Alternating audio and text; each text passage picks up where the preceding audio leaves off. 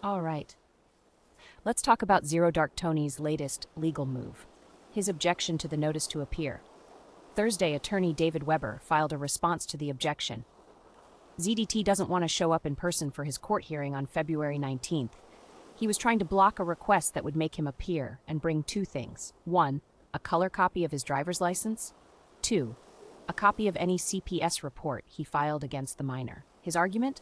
He claims the request to appear and produce is harassment and that he fears for his safety. But when you look at the legal response, it becomes clear. His objection is late, weak, and full of contradictions. Why is his objection to the notice to appear bound to fail?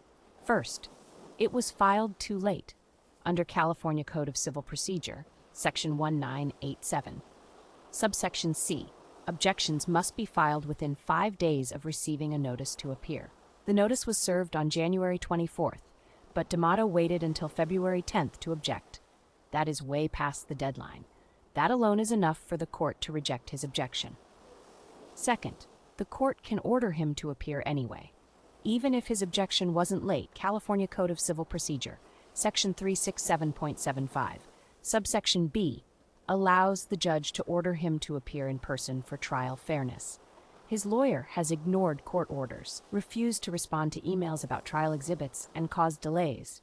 If he appears remotely, he could claim technical issues or lack of access to evidence, another way to stall the case.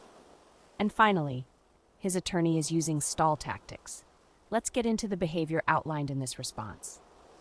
Tamer missed deadlines, failed to submit video transcripts, and lied about not receiving evidence, even when emails show he did. The court isn't going to reward delay tactics.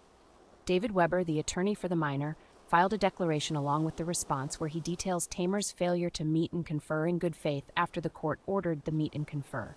Weber details his suspicion that Tamer will again pretend he never received exhibits and includes copies of emails he sent to Tamer, which Tamer did not respond to. He also describes his suspicions about how Tiny and Tamer will manipulate the remote appearance, including claiming they don't have a copy of the evidence and pretending they can't hear audio or see video.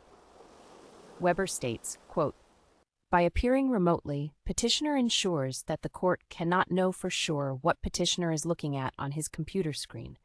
Petitioner has sought at every step to delay the proceedings." End quote.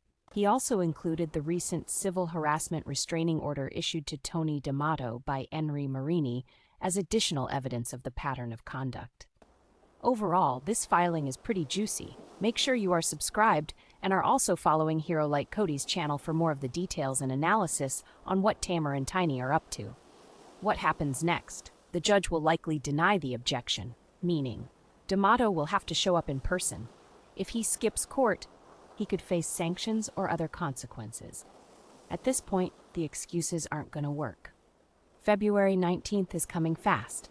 I'll be back on Hero Like Cody's channel soon. Thanks for your like, and I'll see you soon.